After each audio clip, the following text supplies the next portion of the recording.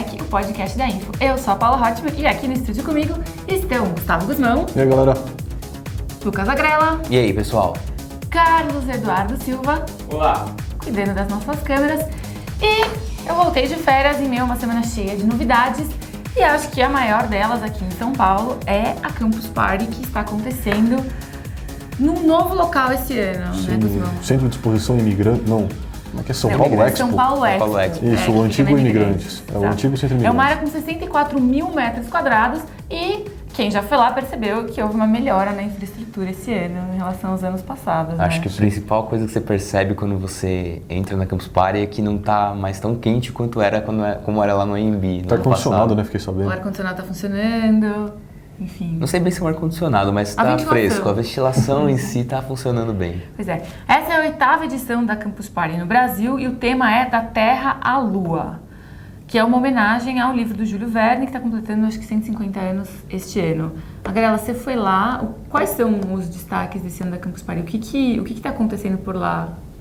O que está acontecendo é muitas e muitas palestras. Essa Campus Party vai ter 600 horas de conteúdo no total, desde o dia da terça-feira, que foi o dia que começou, até o domingo, que é quando vai acabar, né? E há todo tipo de palestra lá. Eles estão falando sobre empreendedorismo digital, tem um astronauta que ele vai na sexta-feira, é isso, Guzmão? Sexta-feira, que vai não, descobrir? é hoje que ele vai. É hoje que ele vai lá? Sexta-feira quem vai é um especialista em efeitos especiais. Isso. Que trabalhou até inclusive no Birdman. Legal. O filme está concorrendo ao Oscar. Sim, exato. Sim, uma coisa legal que aconteceu hoje lá na Campus Party também foi o lançamento do Intel Edison, que é um mini computador que tem um pouquinho menor que uma caixa de fósforo, que pode ser usado para você fazer automação residencial, para você que gosta de brincar um pouquinho em criar seus próprios gadgets ou, não sei, automatizar a porta da garagem da sua casa, algo do gênero. É uma alternativa ao Raspberry Pi. É uma alternativa ao Raspberry Pi. Basicamente ele também é um pouquinho mais potente, né, do que o Raspberry Pi. Até lá na feira teve um menino que ele apresentou, eu esqueci o nome dele agora, que ele é indiano, é Shubha, se não me engano. Eu vi essa história, Sim, muito que legal. ele apresentou uma impressora de braille, né, para deficientes visuais mesmo, que ela é construída, a estrutura dela é construída com Lego, e o Edison é o que faz a conversão do inglês, que é o idioma para qual ele criou primeiro, para o braille. E o interessante é que ficou, como os componentes são mais baratos do que os das impressoras de braille normais, que custam cerca de $2.000 lá nos Estados Unidos, aqui, essa que ele está apresentando na Campus Party custa $500. Então é uma inovação bem legal para mudar. É um quarto do preço, né? Sim. E ele recebeu um investimento da Intel até por causa disso, nessa criação dele. O que eu achei interessante nessa Campus Party foi a grande participação do Facebook nela, né? O Facebook é um dos principais patrocinadores da feira, trouxe grandes nomes para falar, e a abertura da Campus Party, se não me engano, foi a abertura. Foi uma keynote. Foi um keynote do... Eu não sei falar direito o nome dele. O nome dele é difícil. Archibald, que é o líder Amy Archibald, que é o líder de aceleração estratégica do Facebook. Esse é um cargo, entre aspas, assim. Na verdade, ele trabalha muito com internet.org, que é aquela iniciativa do Facebook de expansão de internet para outros países. E ele trabalha também com parcerias, né, no Facebook. A gente estava stalkeando o Facebook dele ontem e deu para ver que ele é amigo do Zuckerberg. É engraçado que os posts que ele compartilha tem um curtida do Zuckerberg. Que legal. Eu sei, é meio errado falar isso assim tão abertamente, mas a gente estava... Stalkeando ele.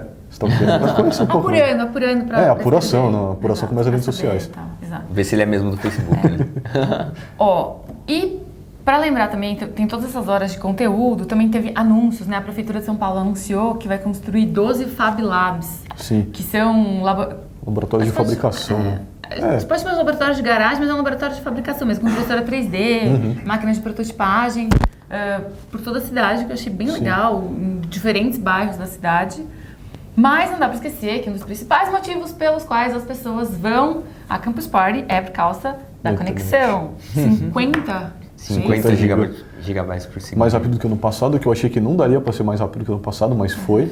Assim como no ano passado eu achei que não daria para ser mais rápido que no anterior. Mas foi. Foi Sim. mais rápido ainda, então eu tô esperando que ano que vem seja mais ainda. Eu vi que era suficiente para uma cidade inteira. É, de uma cidade grande ainda. Uma cidade de cerca de 30 mil pessoas, né? É toda a infraestrutura deles, na verdade, assim, pelo que o Gabriel Garcia me contou, que é o repórter que foi cobrir a Campus Party junto comigo na terça-feira, ele que acompanhou o discurso da Vivo, que foi a de abertura, né?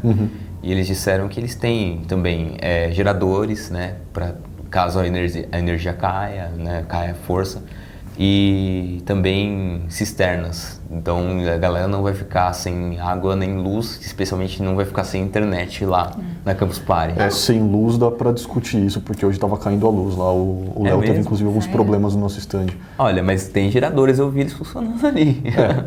Mas Então eles garantiram que não iria faltar. Então, mas estava instável a luz, pelo que o Léo apurou de lá. Pelo visto, Bom. não deu certo, né? Sempre tem essas falhas. Enfim, uma coisa que eu queria saber de vocês que passaram mais tempo lá, especialmente você, Agrela. Que a minha sensação das outras Campus Parties é que as pessoas meio que todas já se conhecem, entendeu? Tipo, como se fosse um acampamento de verão que as pessoas vão. É verdade, sim. se conhecem e tem os grupos e o que elas fazem, e as paqueras, e as brincadeiras, os gritinhos. Tal, Explica pra quem não... Os ouvintes que nunca foram na Campus Nunca Party. foram na Campus Party. Esse é uma tradição lá na Campus Party, né? Geralmente tem alguém que começa, normalmente é alguém no microfone mesmo, que pega o microfone de um dos palcos e grita oi, e toda a Campus Party acompanha em coro, né? Às vezes nem é de microfone, eles gritam, mesa começa a gritar e as outras vão acompanhando e vira uma grande ola de ô. Sim, uma espécie de ola.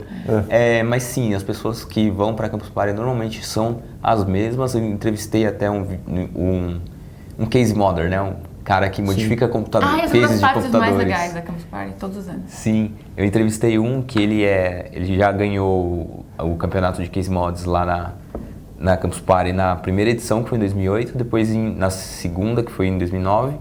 Ele ganhou também o campeonato mundial de case mods em 2009. Então, esse cara, ele vem na Campus Party direto. Então, com certeza, ele conhece todo mundo dali. Ano passado, vocês lembram que tinha era do Homem de Ferro? Sim, lembro. Tinha uma pequena réplica ali também. Esse daí não era tão grande quanto o do ano passado, era só o busto mesmo. Entendi. Um dos mais legais que eu vi lá junto com o Cadu, que foi filmar comigo, foi um que era de um Pokémon, o Charizard. Era o mesmo cara que no ano passado eu entrevistei, porque ele tinha um do Lapras, que era um Pokémon aquático um pouco menos famoso do que o Charizard. Eu vou nesse entrevistou do Pokémon, né, Cadu? Mais ou menos, não sou tão fã. Não? Admite aqui, Cadu. Eu sou muito fã, adoro. Eu sou suspeito, eu tenho um Gyarados tatuado no braço, então eu acho que eu sou fã. Aqui, ó. Falta pintar ainda, mas tá aí. O Cadu joga desde o Pokémon Blue. 6 litros d'água. 6 litros. Enfim. Só deixando o recado, foi o Cadu que falou isso, não foi ninguém daqui. Beleza? Bom, a gente também tem coisas importantes que aconteceram fora, mas antes, acho que tem algo que os nossos leitores adoram e que foi anunciado essa semana e que temos um especialista aqui do lado para comentar, Lucas Agrela. Pirataria? Lumia 535. Opa, por que eu Não sei. Está entregando os amigos aqui. Enfim, Lumia 535, a Microsoft lançou ele no Brasil essa semana por R$ 599 no Brasil. E a expectativa? Ele tá aqui já no Infolab, a Microsoft mandou aqui pra gente testar. Se eu me lembro bem, vocês me corrijam se eu estiver enganado, mas esse aqui é o primeiro aparelho da Microsoft que não vem com a marca Nokia, né? Ele vem escrito Microsoft mesmo, aqui tá escrito ali ao contrário. Ele vem com a marca da Microsoft mesmo.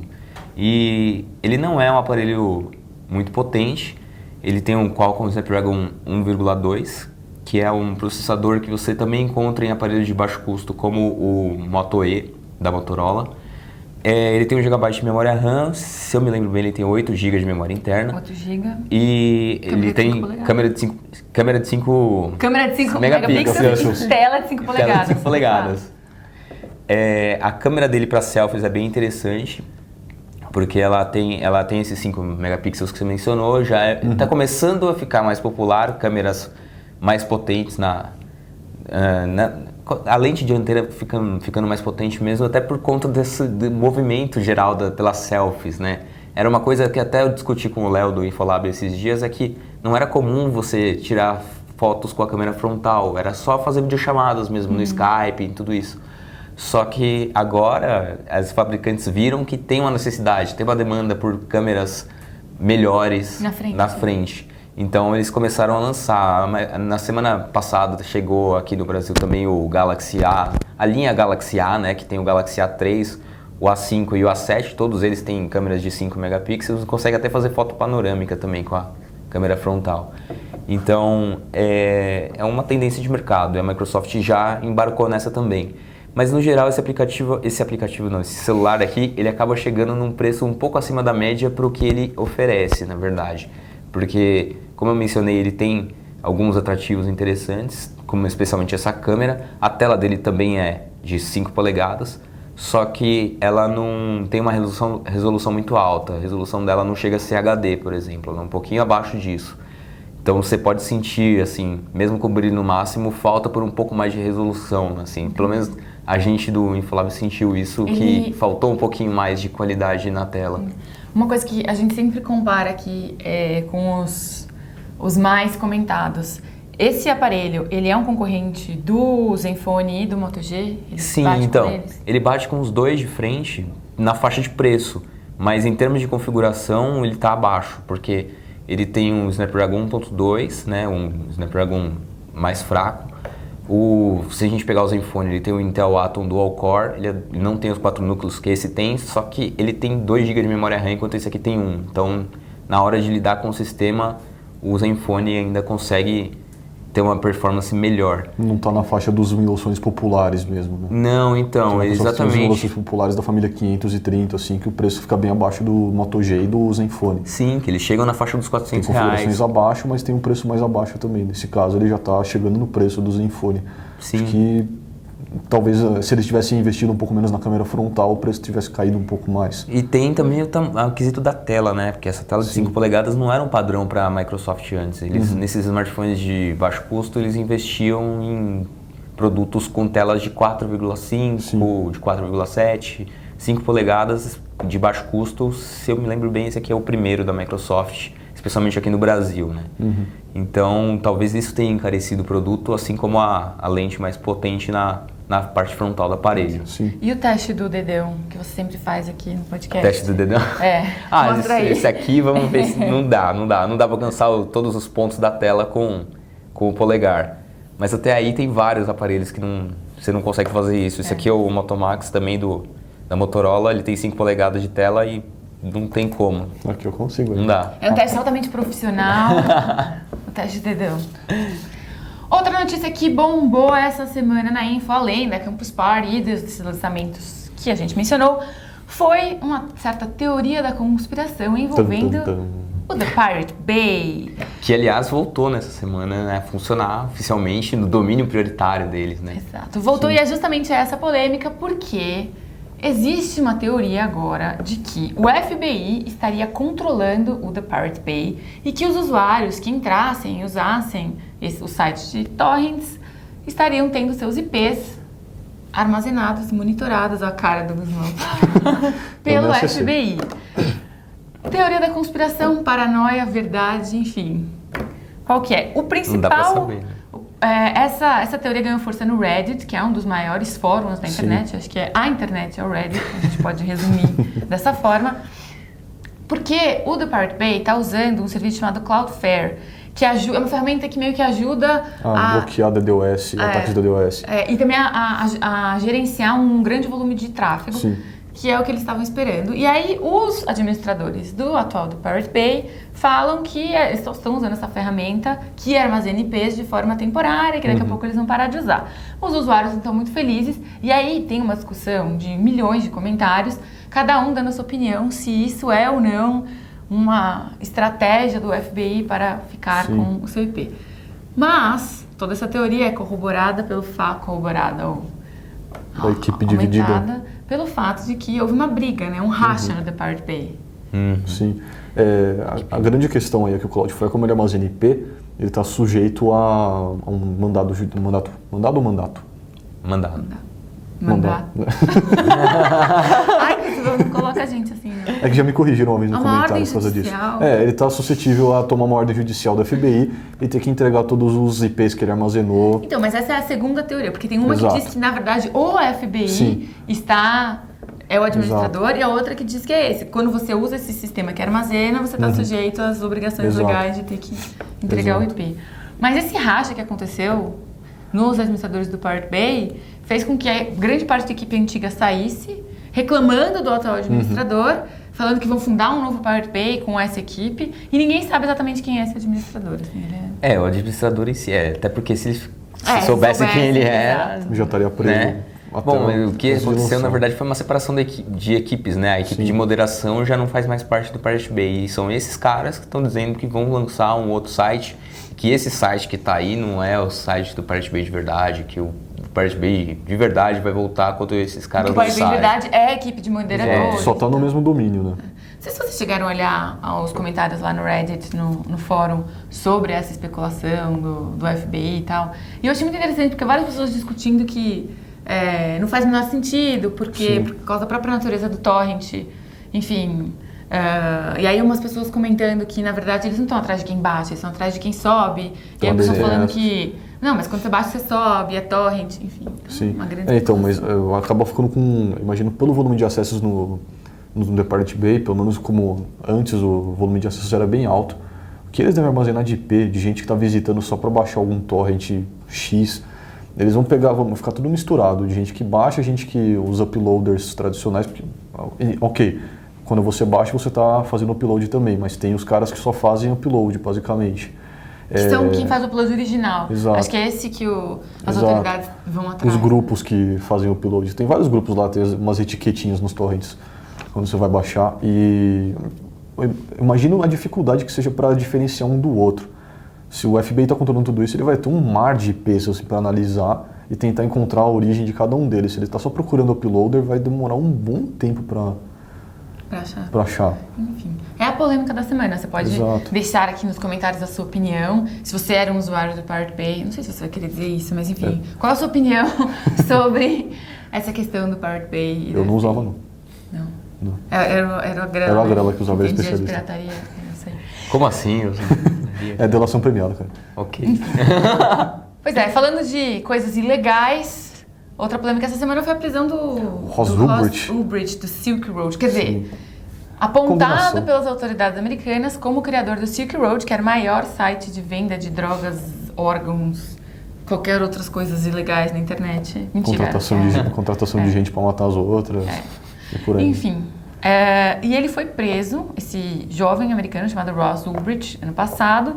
Estava sendo julgado desde meados de janeiro e foi condenado agora. O juiz afirmou que ele é sim o fundador do Silk Road e deve responder por crimes de evasão de visas. Sim. Venda de tráfico de drogas, Sim. tráfico de drogas, formação de quadrilha, acho eu, porque Uma série de tinha um crimes. grupo. E ele diz que é inocente. Sim.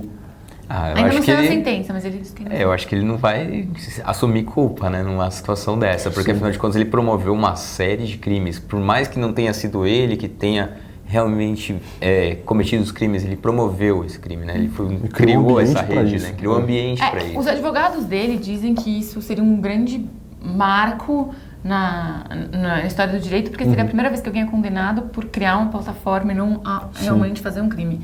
Mas o que dizem é que o criador do Silk Road, seja ele ou não, ganhou sim muito dinheiro com essas transações. E ele também está sendo julgado por ter mandado matar uma pessoa, que é um julgamento paralelo, É outra que já seria história. um crime. Sim. Agora, ele não assumindo que ele é o criador, já Não tem gera um como, monte né? de... Você não fica, tipo, Gera será aquelas que é hipóteses, será que ele não é só um mesmo? bode expiatório da Porque tinha a justiça? história de que ele era também o criador dos bitcoins. Vocês lembram disso? Lembro, mas essa daí acho que nem foi muito pra frente, Não. porque encontraram depois outro Satoshi Nakamoto. Aí... E ninguém, até hoje Só que ninguém sabe quem encontrou foi. quem que é o criador mesmo. Ninguém Mas aqui assumiu a achavam que autoria. era ele, porque ele Sim. criou um mercado Baseado em Bitcoin. baseado em bitcoins. Sim, mas ele foi preso em 2013. 2013. Parece que já faz está em pouco 2015. tempo. Sim. É que a Foi justiça preso é em- devagarzinho, né? Então foi preso em 2013, o Silk Road saiu do ar em 2013, depois voltou ano passado como o Silk Road 2.0, acho que o 2.0 saiu do ar também. Cara, que nome, desculpa. Em 2014 a gente tá dando 2.0 pro nome das coisas. Não. Ah, até aniversário 2.4, 2. Qualquer coisa ainda. Quantos anos você tem, Gustavo? Eu 2.3. 2.3. Ai, cara. Não, 23. Então, e depois o Silk Road 2.0 ainda saiu do ar, acho que ainda entrou outro site depois e foi uma grande uma salada de internet aí. E, enfim, eu não sei se tem Silk Road ainda hoje, tem? Não sei, eu não costumava acessar ele. A Gabriela, você que acessa? Enfim.